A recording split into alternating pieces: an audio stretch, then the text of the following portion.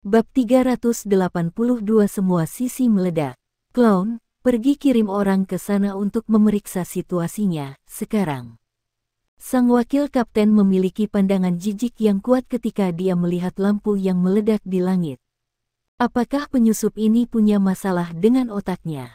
Dia bermain dengan alat jiwa dengan Sun Moon Empire kita. Pada saat ini, alarm yang sangat tajam tiba-tiba terdengar. Ini menyebabkan ekspresi wakil ketua untuk segera berubah. Tidak bagus, alat jiwa udara kita sementara ini dianggap tidak efektif, jadi kita tidak bisa menggunakannya untuk penargetan. Musuh kita masih memiliki langkah lain, jadi kita perlu mengaktifkan semua pertahanan. Saya akan pergi ke area kendali utama front militer. Kanan. Tidak ada orang yang bisa mengalahkan kekaisaran Sun Moon dalam hal kecakapan dalam alat jiwa, serta penggunaannya dalam perang militer. Bahkan Slack Academy bukan pengecualian untuk ini. Namun, Huo Yuhao adalah satu-satunya orang yang berhasil menyelesaikan Ultimate Soldier Plan, sementara Hekaitu adalah seorang insinyur jiwa luar biasa yang terikat untuk menjadi bintang Akademi Shrek. Mereka secara alami tidak terlalu khawatir tentang kekaisaran bulan matahari ketika datang ke kekuatan keseluruhan alat jiwa mereka. Jika mereka meluncurkan serangan mendadak yang direncanakan dengan hati-hati yang menggunakan semua sumber daya Sekte Tang, bagaimana mungkin mereka tidak memiliki kesempatan untuk berhasil? Ratusan 80 sinar cahaya melonjak ke langit yang dipenuhi kembang api. Setiap balok tunggal sangat akurat, seolah-olah jalurnya telah diukur dengan penggaris. Mereka meninggalkan jejak api yang cemerlang di langit ketika mereka terbang, dan cahaya nyala mereka langsung mengukir gelombang cahaya yang menyilaukan di langit. Waktu yang dibutuhkan antara gelombang pertama dan kedua dari Zuge Divine Crossbow Cannons sangat singkat, mengejutkan semua penonton. Ini adalah salah satu manfaat menggunakan meriam jiwa stasioner, tidak perlu mengisi daya jiwa untuk setiap tembakan. Selama ada cukup amunisi, lebih banyak daya tembak dapat digunakan pada saat yang sama. Meskipun Zuge Divine Crossbow Cannon telah dijual ke 3 kerajaan dari dua kontinen yang asli, mereka tidak pernah benar-benar muncul di medan perang sebelumnya. Semua pertahanan yang didirikan oleh Kekaisaran Sun Moon telah diarahkan pada guru jiwa dan alat jiwa. Setelah menggunakan deteksi spiritual Huo Yuhao untuk mengunci target mereka, mereka menggunakan gelombang tembakan pertama untuk bertindak sebagai panduan, sementara menggunakan gelombang kedua untuk bertindak sebagai pembunuh sejati. Pada saat yang sama, mereka menggunakan meriam jiwa stasioner kelas 8 untuk mengendalikan bagian depan kota utara. Ini adalah rencana yang sepenuhnya diarahkan pada alat jiwa udara, dan bisa dikatakan tanpa cacat. Selain itu, semua detektor jiwa udara di udara hancur menjadi debu karena bahan peledak yang sangat panas di tengah-tengah langit yang dipenuhi kembang api. Kekuatan saleh dari Zuge Divine Crossbow Cannon sekali lagi mengungkapkan dirinya, dan gelombang ketiga sekali lagi ditembakkan dalam waktu singkat. Mereka tidak menargetkan kota utara kali ini. Sebaliknya, itu ditembakkan di tembok kota timur dan barat. Setelah Hekaitu menembakkan meriam jiwa stasioner kelas 8, ia menyelesaikan penyetelan sederhana crossbow cannons. Pasukan insinyur jiwa yang ditempatkan di bagian barat dan timur kota tidak punya cara untuk menghentikan meriam jiwa yang diam ini. Ini karena mereka menembakkan lintasan yang jauh lebih rendah daripada sebelumnya. Dikombinasikan dengan kurangnya alat jiwa pengintai udara, mereka berubah menjadi orang buta. Bagaimana mereka bisa membabi buta menembakkan alat jiwa mereka ke arah kota? Persis saat gelombang ketiga meriam ditembakkan, sinar terang keemasan bertabrakan dengan pelindung kota utara. Boom! Bumi bergetar, dan gunung-gunung berguncang. Sebuah ledakan mengerikan mengguncang langit dan bumi, dan bahkan Radiant City samar-samar bisa mendengar ledakan keras dari tempat ini. Penghalang pelindung di bagian depan insinyur jiwa Legion berada di ambang kehancuran, tetapi mereka mampu mengambil rentetan serangan ini. Komandan, yang sudah bergegas ke inti depan, tiba-tiba memiliki perubahan ekspresi, dan akhirnya menghela nafas panjang. Itu masih bagus. Ini hanya kekuatan meriam jiwa stasioner kelas 7. Kalau tidak, pelindung kita tidak akan berdiri. Lewatkan perintah saya. Setiap orang, gunakan semua kekuatan jiwa Anda dan tingkatkan cadangan kekuatan jiwa dalam alat jiwa defensif kami. Tembak semua alat jiwa pengintai udara cadangan kami ke langit. Meskipun alat jiwa pengintai udara di udara sudah menjadi bagian besar dari cadangan mereka masih cadangan. Namun, meskipun tidak ada banyak cadangan, ada sesuatu yang lebih baik daripada tidak sama sekali. Karena mereka sudah terbiasa dengan alat pengintai jiwa yang membimbing mereka dalam pertempuran, mereka tidak berani bertindak gegabah sama sekali dengan kurangnya mainan kecil mereka. Wakil Kapten, yang merupakan komandan penjabat di front militer, memiliki ekspresi yang sangat buruk sehingga dia ingin mati. Dia dengan keras berkata pada dirinya sendiri, tidakkah barang murah yang ada di kota ini tahu berapa banyak alat jiwa stasioner yang telah mereka buat? Anda membutuhkan setidaknya 300 kelas 4 atau meriam jiwa stasioner yang lebih kuat untuk menghasilkan jumlah kekuatan ini. Anda membutuhkan setidaknya 3.000 meter persegi untuk mengatur sesuatu seperti itu. Mengapa bajingan yang tidak kompeten ini memperhatikan bahwa ada banyak alat jiwa di kota? Mereka benar-benar bajingan. Mengapa saya merasa bumi bergetar sedikit? Cepat, di mana alat jiwa pengawasan tanah kita? Periksa mereka. Jangan bilang kalau naga sudah bangun. Saat wakil kapten bergumam pada dirinya sendiri, ekspresinya tiba-tiba berubah sangat besar. Tanah di bawahnya sudah berubah menjadi sepetak emas, dan area yang ditambal patch ini sudah jauh melebihi area yang ditempatkan oleh jiwa insinyur legiun mereka. Kelas 7. Tidak, itu adalah kelas 8. Juga, itu adalah kelas 8 seperti yang dibuat Hall Virtue Hall dengan cermat, yang secara khusus diarahkan untuk menjatuhkan front pertahanan seperti ini. Ketika ledakan kekerasan terdengar, tidak ada yang bisa melihat cahaya emas yang bahkan lebih tajam menusuk dirinya dengan kuat ke tanah. Setelah itu, ia diam-diam melakukan perjalanan beberapa ratus meter di bawah tanah untuk tiba di inti front militer mereka. Kemudian, boom, boom, boom.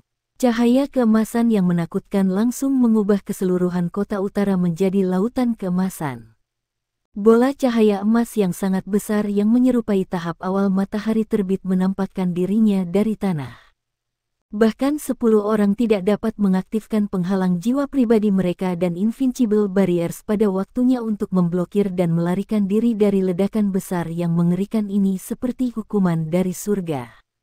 Pada saat yang sama persis ini, tembok kota barat dan timur masing-masing menerima baptisan dari 90 meriam jiwa yang diam. Ini adalah meriam jiwa yang diam. Seberapa besar kota-kota ini? Mereka hanya tiruan dari kota-kota biasa. Sejumlah besar pendeteksi jiwa dan alat jiwa defensif yang ditempatkan di kedua tembok kota mekar dengan cahaya yang cemerlang. Karena terbatasnya tembok kota, alat-alat jiwa yang ditempatkan di sana kebanyakan adalah pendeteksi jiwa yang diarahkan keluar dan di dalam kota. Siapa yang mengira bahwa mereka benar-benar akan diserang, mengingat ada 2 legion insinyur jiwa yang ditempatkan di luar tembok kota. Selanjutnya, ini sudah dilakukan dari dalam. Karena itu, kekuatan pertahanan tembok kota tidak cukup kuat. Ini juga keputusan yang tepat yang dibuat oleh Huo Yuhao setelah melakukan penyelidikan menyeluruh. Karena itu, berbagai detektor jiwa mahal di tembok kota hancur setelah alat jiwa defensif mereka tidak bisa menahan pemboman terus-menerus dari meriam jiwa stasioner Huo Yuhao. Detik berikutnya, lebih dari sepertiga tembok kota runtuh. Heikaitu sama sekali tidak bahagia. Dia meletakkan meriam jiwa stasioner kelas 8 yang sempurna yang baru saja dia tembak, lalu dengan cepat menyingkirkan Suge Divine Crossbow Cannons juga.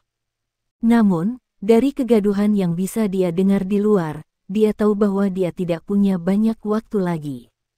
Kenapa dia tidak senang? Selain itu, mengapa dia terlihat seperti sedang menghadiri pemakaman? Ini karena dia tidak tahan untuk melakukannya. Dia merasa sedih. Itu adalah 360 peluru meriam jiwa yang diam. Sebagian besar dari mereka telah diambil dari Radiant City, dan 360 peluru meriam stasioner ini adalah sekitar sepertiga dari total meriam stasioner kelas 4 yang mereka bawa kembali. Nilai total alat jiwa ini bahkan tidak bisa diukur dengan uang. Namun, BB telah membiarkan mereka membawa semua ini untuk memastikan mereka akan dapat dengan aman mengalahkan lawan mereka selama misi ini. Dalam beberapa menit, mereka telah menyia-nyiakan semua ini. Cannon crossbow Suge Divine benar-benar kuat. Itu benar-benar jauh lebih kuat daripada alat jiwa lain di kelasnya. Namun, penembakan susunan meriam yang mengerikan ini didukung oleh emas yang tak terhitung jumlahnya. Akan sedikit lebih baik jika mereka menggunakan kekuatan jiwa sebagai gantinya. Misalnya, dalam situasi seperti ini, di mana mereka menggunakan meriam jiwa yang diam. Memang benar bahwa meriam jiwa yang diam sangat kuat, dan efeknya sangat hebat. Namun, mereka juga menyebabkan begitu banyak sakit hati sehingga itu membuat orang tidak bisa bernapas. Sial, bocah-bocah ini datang dengan sangat cepat. Saya harus pergi. Bayi, aku tidak tahan berpisah dengan kalian. Heikaitu, yang hanya berhasil menyimpan 2 Suge Divine Crossbow Cannons, mengeluarkan miniatur detektor jiwa mengambang dari udara. Dia melihat cahaya merah terang di atasnya, lalu menatap 8 crossbow cannons lainnya dengan tatapan keengganan. Kemudian, dia mengepalkan giginya dan melompat dari atap. Begitu dia melompat keluar, sebuah meriam jiwa gelap gulita muncul di bahunya.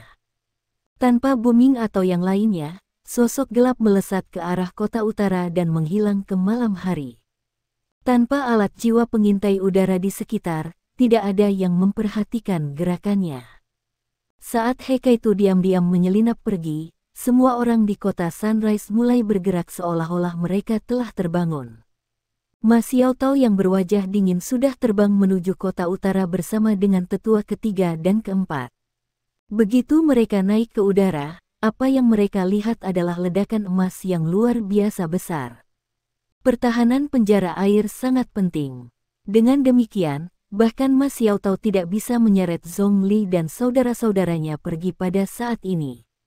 Dia hanya bisa memperingatkan mereka untuk menjaga penjara air dengan hati-hati sebelum pergi. Sementara Sunrise City berada dalam keadaan kacau, tidak ada yang memperhatikan bahwa seseorang telah meminjam penutup kegelapan untuk diam-diam berbaring di samping parit selatan. Orang ini diam-diam masuk ke parit. Huo Yuhao telah meminjam kesempatan yang diberikan kepadanya oleh penghancuran alat pengintai jiwa untuk menyelinap diam-diam dari tembok kota. Kali ini, dia menggunakan trik lama yang sama, dia menggunakan kekuatan spiritualnya untuk menyegel kekuatan jiwanya, lalu menggunakan Ultimate Ice-nya untuk menurunkan suhu tubuhnya. Dengan menggunakan Ultimate Ice untuk menurunkan suhu tubuhnya, semua alat jiwa yang tersisa akan menjadi tidak efektif untuk waktu yang singkat. Secara alami, Huo Yuhao akan berada pada posisi terlemahnya selama periode waktu ini juga. Dia sepenuhnya bergantung pada kekuatan fisik seorang kaisar jiwa untuk melintasi tembok kota. Dikombinasikan dengan interferensi spiritualnya, ia dapat meninggalkan kota tanpa memperingatkan siapapun. Dia sekarang berbaring di parit untuk perlahan memulihkan kekuatan jiwanya. Pada saat ledakan mengerikan yang disebabkan oleh meriam jiwa stasioner kelas 8 terjadi, dia hampir melepaskan segel yang ditempatkan pada kekuatan jiwanya. Baru saat itu ia diam-diam menenggelamkan dirinya ke dalam air dan menggali jalan ke penjara air. Kali ini, yang dia gunakan adalah tubuh fisiknya dan bukan avatar rohaninya. Begitu dia memasuki penjara air, tidak mudah baginya untuk pergi. Huo Yuhao melakukan pengamatan sepintas terhadap penjara air dengan kekuatan rohaninya. Dengan sangat cepat, ia menemukan kekuatan jiwa yang hidup yang terkandung dalam berbagai ahli jiwa dan insinyur jiwa yang dimilikinya. Bahkan jika mereka tidak sepenuhnya pulih, mereka memiliki kekuatan yang cukup untuk melawan satu pertempuran, setidaknya.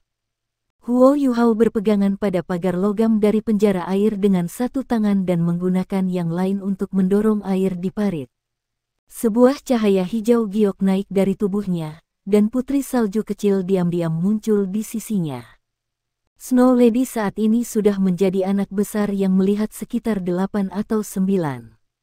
Wajah bangsawan dan dingin telah menggantikan wajahnya yang semula imut, membuatnya tampak seperti putri salju asli. Niat yang sangat dingin langsung menyebar keluar, membekukan parit di luar dengan kecepatan yang bisa dilihat oleh mata telanjang. Wanita salju kecil itu mengangguk dengan lembut ke arah Huo Yuhao, lalu dengan lembut berputar di dalam air untuk mencapai kedalaman parit. Tanpa diduga, seseorang dapat melihat kepingan salju berkibar di sekelilingnya, bahkan di bawah air. Parit, yang semula mengalir deras, terhalang oleh dinding es setelah beberapa saat. Area dinding es ini kemudian menutupi kedua sisi parit dengan kecepatan yang menakjubkan. Dengan putri salju di sini, Huo Yuhao tidak perlu melakukan apa-apa. Dengan lambaian tangan kanannya, Dark Golden Terror Claws melesat keluar dan tanpa suara merobek pagar logam. Penggunaan Ultimate Ice-nya sempurna. Sama seperti bagaimana air di penjara air tidak akan mengalir keluar, dingin yang ekstrim di dalamnya juga tidak menyebar. Kalau tidak, masalah besar bisa terjadi jika mereka membekukan semua orang di dalam penjara air. Setelah diam-diam tenggelam dan berenang di dalam air, Huo Yuhao mulai menyebarkan kekuatan spiritualnya untuk menutupi keseluruhan penjara air. Pada saat ini, penguasa jiwa jahat di dalam penjara air agak gugup. Zong bersaudara berkumpul di sisi lain penjara air, yang juga merupakan pintu masuk yang sebenarnya.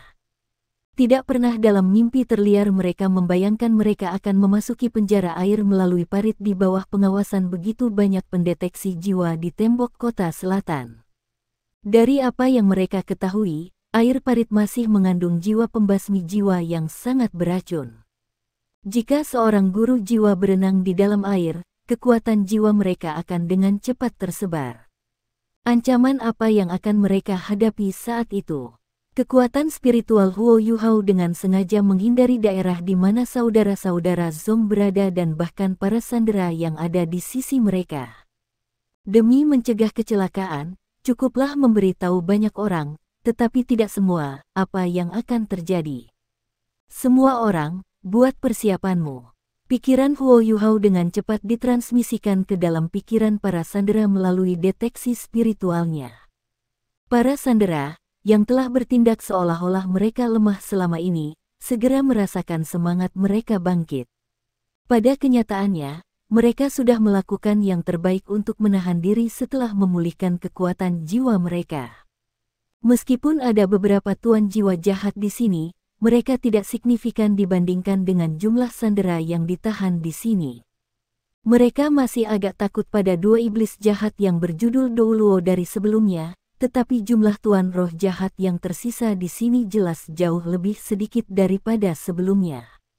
Kalau bukan karena para penatua menahan mereka, beberapa sandera yang lebih muda tidak akan bisa menghentikan diri mereka dari mencoba melarikan diri. Setelah ditahan di sini selama beberapa bulan, kesuraman yang terpendam dalam hati mereka bisa dibayangkan. Huo Yuhao tidak memberitahu mereka apa sinyal untuk bergerak itu, karena memang tidak perlu. Tembok kota selatan. Semua tentara yang berpatroli menatap kota utara. Cahaya keemasan cemerlang yang telah naik ke udara akhirnya mulai membubarkan, meskipun masih ada percikan samar terbang di sepanjang dinding kota timur dan barat. Suara ledakan keras dari daerah itu membuat suasana di kota selatan sangat tegang. Banyak tentara yang ditempatkan di sana merasa bahagia di dalam hati. Untungnya, tidak ada yang terjadi pada mereka. Apa yang kamu lihat?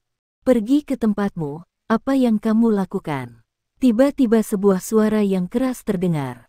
Ketika dia mulai berteriak, berbagai prajurit bergegas kembali ke posisi mereka. Komandan, lihat ini. Ini, apa ini? Seorang prajurit yang bertanggung jawab atas pendeteksi jiwa berteriak kaget. Komandan awalnya marah cepat berlari. Apa situasinya? Komandan, ada gelombang kekuatan jiwa. Namun, kita sama sekali tidak bisa melihat siapapun. Prajurit itu menunjuk layar jiwa yang sederhana di depannya.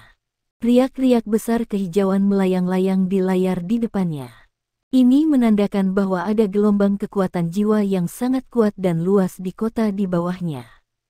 Ini, komandan juga bingung. Dia segera melihat pada detektor jiwa lain di sekitarnya dan menemukan bahwa mereka semua tidak aktif.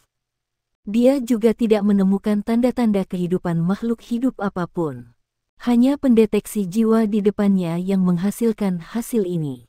Komandan, Anda sebaiknya datang ke sini. Seorang prajurit lain di daerah yang berbeda berteriak. Apa sekarang? Komandan cepat bergegas. Tentara itu menunjuk ke layar di depannya, tercengang, alat jiwa termal saya sepertinya telah rusak. Ini menunjukkan bahwa suhu di bawah tanah turun drastis. Bagaimana mungkin ini? Suhu tanah di bawah kita turun. Komandan dengan cepat merentangkan kepalanya untuk melihat ke bawah ke dinding, dan prajurit di sebelahnya menyalakan lampu jiwa untuk menerangi area itu. Tembok kota di sekitar Sunrise City tidak terlalu tinggi. Ketika cahaya dari lampu jiwa menerangi parit, komandan akhirnya menemukan apa masalahnya. Dia tiba-tiba mengeluarkan pekikan yang menusuk telinga, serangan musuh. Mengapa parit tiba-tiba membeku tanpa alasan? Dia sendiri adalah seorang guru jiwa, dan dia bisa menebak alasannya. Hanya seorang guru jiwa yang bisa menyebabkan fenomena menakjubkan seperti ini. Sayangnya, dia membuat penemuannya terlambat. Penjara air. Ketika putri salju kecil diam-diam kembali ke tubuh Huo Yuhao, matanya menyala. Sudah waktunya. Tubuhnya bergetar sedikit, dan jiwa yang mendorong di punggungnya menyebabkan Huo Yuhao melesat keluar dari air dengan desahan. Saat dia muncul, dia segera menarik perhatian setiap sandera dan tuan roh jahat. Bahkan Song bersaudara, yang mendiskusikan situasi di luar, tidak terkecuali untuk ini. 5 cincin jiwa bangkit dari kaki Huo Yuhao satu demi satu. Demi menarik lebih banyak perhatian lawannya, ia membuat kelima cincin jiwa ini bersinar dengan cahaya merah darah. Cincin jiwa ketiganya menyala, dan lapisan cahaya putih langsung menyebar dari tubuh Huo Yuhao. Enfiblement massal. Huo Yuhao tidak menahan apapun pada saat seperti ini. Segera setelah ia melepaskan mass enfiblement, Huo Yuhao mengepalkan tinjunya di udara. Suara ledakan yang keras langsung terdengar. Alasan mengapa ledakan es dikenal sebagai keterampilan ilahi adalah karena efeknya yang menakutkan setiap kali ada es yang cukup.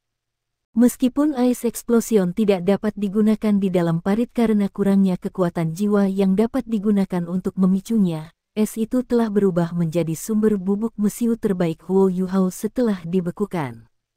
Parit besar itu telah membeku, menyebabkan ledakan hebat dari keterampilan Huo Yuhao menyebar sampai keluar. Ini juga instan yang diteriakkan sang komandan. Setelah menerima begitu banyak sandera baru, pertahanan keseluruhan kota Sunrise telah meningkat beberapa tingkat. Namun, satu-satunya hal yang tidak berubah adalah ketebalan tembok kotanya. Bagaimanapun, ini hanyalah sebuah kota kecil. Mereka hanya mengatur seluruh sebang ini untuk menarik orang dari 3 kerajaan benua Douluo, yang akan berusaha menyelamatkan para sandera. Tidak mungkin mereka secara khusus memperkuat tembok kota untuk ini. Karena itu, fondasi tembok selatan diguncang oleh ledakan parit. Sepertinya seluruh bumi bergetar di dalam penjara air. Gemuruh yang keras, serta Huo Yuhao yang keluar dari air sudah menjadi sinyal terbaik yang bisa dia berikan kepada para sandera. Sinar cahaya mulai bersinar di dalam penjara. Para sandera yang telah melalui banyak kesulitan selama pemenjaraan mereka akhirnya habis-habisan. Penjara bisa menahan mereka sementara kekuatan jiwa mereka terbatas, tetapi bagaimana bisa menahan kekuatan beberapa ahli yang telah memulihkan kekuatan jiwa mereka? Seluruh penjara hancur dalam sekejap.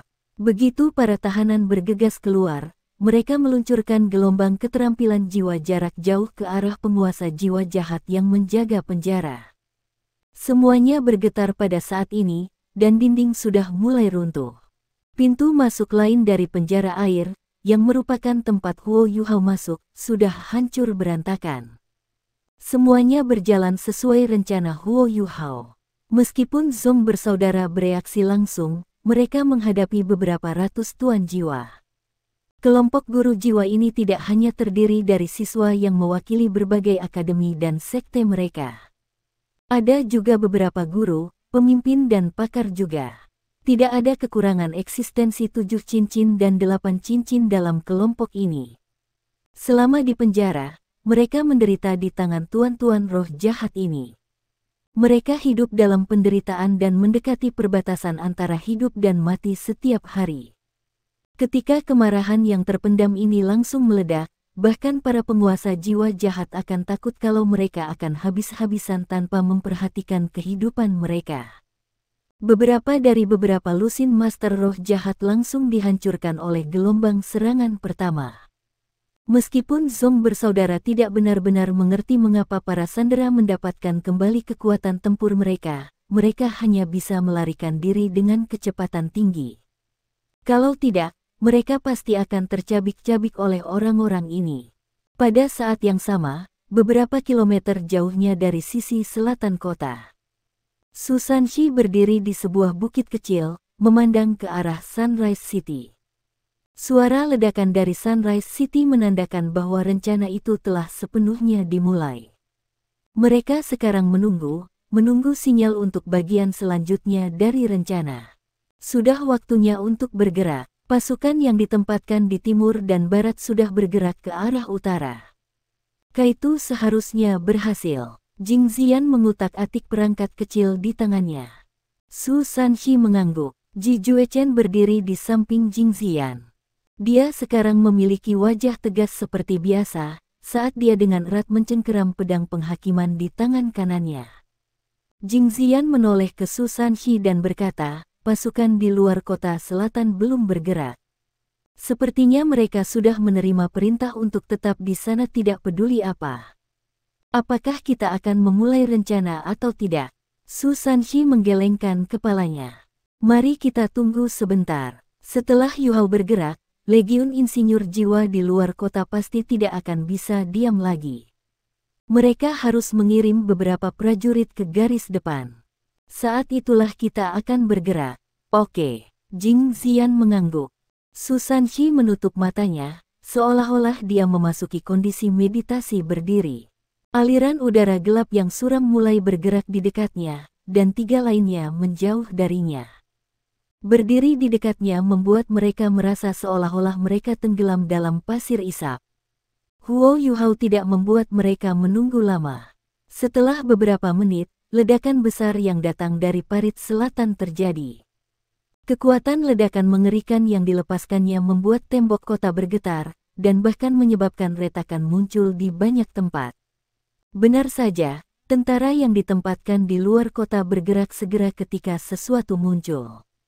Melalui pendeteksi jiwanya, Jing Ziyan dapat mengatakan bahwa pasukan yang ditempatkan di sana berantakan. Sepertinya mereka berkumpul bersama. Bersiaplah untuk pindah. Pergi ke posisi yang kamu tuju. Su Sanxi berteriak pelan. Ye Gui, Ji Juechen, dan Jing Ziyan dengan cepat berlari ke arah lingkaran yang ditarik tidak jauh dari Su Sanxi. 2 cincin kuning, 2 ungu, dan 2 jiwa hitam bangkit dari kaki Su Sanxi. Gambar hitam kura-kura besar juga muncul di belakangnya. Perisai Xuanwu hitam pekat muncul tanpa suara di telapak tangannya. Saat Su Sanxi berbalik ke langit, Jing Ziyan mengambil alat jiwa lain dan menekan tombol di atasnya. Ketika semua alat jiwa pengawasan udara di atas Sunrise City dihancurkan oleh Suge Divine Crossbow Cannons, Jing Ziyan diam-diam menembakkan 2 alat jiwa ke langit. Salah satunya adalah alat jiwa pengintai udara yang mirip dengan yang digunakan oleh Kekaisaran Sun Moon, khusus digunakan untuk memantau situasi Legiun Insinyur Jiwa di luar kota. Kemunculan musuh yang tiba-tiba, apalagi di 3 wilayah berbeda, sangat menghancurkan. Tugas paling penting kota selatan adalah untuk melindungi penjara air, tetapi mereka langsung berubah menjadi orang buta setelah penghancuran semua alat jiwa pengawasan udara mereka. Meskipun mereka siap untuk meluncurkan penggantian, mereka masih membutuhkan sedikit lebih banyak waktu. Secara alami, mereka tidak bisa lebih cepat dari seseorang seperti Jing Ziyan, yang sudah siap. Selain alat jiwa pengintai udara, hal lain yang dipecat Jing Ziyan jauh lebih aneh. Bahkan dia tidak tahu apa itu. Benda itu sangat besar, panjangnya sekitar 5 meter dan berbentuk seperti payung besar. Ini adalah alat jiwa terbesar yang mereka bawa. Seketika Su Sanxi mengumumkan dimulainya misi, Jing Ziyan menekan tombol yang mengaktifkan alat jiwa berbentuk payung ini. Segera, titik di langit menyala, dan payung besar terbuka. Payung besar memiliki diameter hampir 10 meter dan melepaskan cahaya perak yang cerah. Sinar cahaya yang lemah dan tidak memiliki kemampuan ofensif langsung mendarat di luar kota oleh barak, sekitar 10 km jauhnya dari Su Sanxi. Penampilan sinar cahaya ini tepat ketika barak berada dalam keadaan kacau, saat mereka mengirim bala bantuan ke Sunrise City. Karena kurangnya alat pengintai jiwa dari udara, hanya beberapa orang yang memperhatikan cahaya dari cahaya yang menyertai pembukaan payung besar dan merasa ada sesuatu yang tidak beres. Pada saat yang tepat ini, cahaya cemerlang keluar dari mata Su Sanxi. Dengan perisai Xuanwu-nya terangkat tinggi, cincin jiwa keempatnya menyala. Alat jiwa berbentuk payung menembakkan seberkas cahaya lain. Kali ini, itu bersinar di lingkaran Ye Guyi dan yang lainnya berdiri. Su Sanxi melompat maju, melompat ke sinar cahaya ini. Tepat setelah itu, cahaya gelap di Xuanwu Shield-nya menyala terang. Dengan kilat, dia menghilang ke udara. Namun, seorang insinyur jiwa terperangah dari Soul Engineer Legion Sun Moon Empire muncul di tempatnya dan langsung jatuh ke tanah.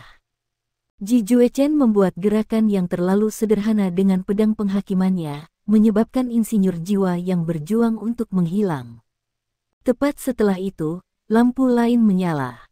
Ji Juechen menghilang ke udara, tetapi Su Sanxi kembali. Alat jiwa besar berbentuk payung di langit adalah sesuatu yang diciptakan Xuan Ziwen khusus untuk Su Sanxi, yang disebut cermin jiwa. Ini adalah alat jiwa yang bisa memanfaatkan cermin di dalam payung besar untuk memperbesar gambar tempat yang jauh untuk dilihat Su Sanxi. Jika Su Sanxi masih memiliki Mysterious Underworld Shield, alat jiwa ini tidak akan berguna baginya sama sekali. Namun, hal-hal tertentu yang mustahil telah menjadi mungkin setelah evolusi jiwa bela dirinya menjadi perisai Xuanwu. Sebagai contoh, dia sekarang bisa menggunakan pemindahan dunia bawahnya yang misterius pada apapun dalam garis pandangnya. Sekarang akan lebih tepat untuk menyebutnya pemindahan Xuanwu. Su Sanxi telah menggunakan alat jiwa ini untuk mengangkut dirinya ke Legion Insinyur Jiwa, kemudian mengirim Ji Juechen sesudahnya. Pada saat ini, masih belum banyak orang di dalam Legiun Insinyur Jiwa Selatan yang telah menemukan apa yang baru saja terjadi. Ji Juechen muncul dari udara tipis, lalu dengan lembut mendarat. Segera setelah itu, dia keluar dari lingkaran cahaya yang diciptakan oleh cermin jiwa. Insinyur jiwa di sekitarnya merasa ada yang tidak beres. Segera, seseorang datang untuk menanyainya. Ji Juechen memiliki tingkat kekuatan tertentu. Dia menembak ke depan seperti sambaran petir dan menangkap seorang insinyur jiwa yang menanyainya. Dia melemparkannya ke dalam lingkaran cahaya dengan membalik tangannya. Maka, Su Sanxi kembali. Setelah 3 pemindahan berturut-turut, Su Sanxi, Jing Ziyan, dan Ye Guyi menggunakan metode yang sama untuk secara paksa menyerbu Legiun Insinyur Jiwa Selatan beberapa puluh kilometer jauhnya dari mereka. Bahkan Titoul Douluo yang ahli dalam kemampuan spasial tidak akan bisa menggunakan teleportasi instan yang bisa melintasi jarak sejauh itu. Namun, Su Sanxi telah melakukannya, meskipun dengan bantuan alat jiwa. Secara alami, dia kehabisan banyak kekuatan jiwa setelah pemindahan ini. Dia memegang botol susu di masing-masing tangannya dan mulai memulihkan kekuatan jiwanya segera setelah dia muncul kembali. Hanya pada saat ini para pria di barak menyadari bahwa ada sesuatu yang salah. Namun, cermin jiwa di langit sudah disingkirkan oleh Jing Ziyan. Hal kecil ini masih bermanfaat bagi mereka. Bahkan ada kemungkinan bahwa mereka akan membutuhkan ini untuk menyelamatkan Huo Yuhao dan yang lainnya nanti. Sejumlah besar insinyur jiwa mulai mengelilingi mereka, menghalangi mereka. Orang pertama yang bergerak, bagaimanapun, adalah Sword fanatik. Bahkan jika dia memiliki cinta di dalam hatinya, gaya bertarungnya tidak akan pernah berubah. Dengan pedang penghakimannya menunjuk ke langit, dia mengambil langkah ke depan dengan kaki kirinya. Kemudian, dia berbalik dan menyapu pedang panjangnya secara horizontal. Cahaya dingin dan intens menyebar dalam sapuan berbentuk kipas. Insinyur jiwa yang mengaktifkan alat jiwa mereka untuk menyerang merasakan hawa dingin menyelimuti tubuh mereka, kemudian kehilangan kesadaran di saat berikutnya. Ye Gui berdiri di belakang Ji Juechen dan dengan demikian bisa melihatnya dengan sangat jelas. Sapuan horizontal Ji Juechen berisi cahaya pedang dingin yang menggigit yang mencapai 100 meter penuh, dan tidak ada makhluk hidup yang tersisa dimanapun pedangnya lewat. Setidaknya 30 insinyur jiwa kelas 3 dan 4 ditebas dengan satu pukulan pedangnya. Orang ini benar-benar menakutkan. Ye Gui merasakan hawa dingin menaiki tulang punggungnya.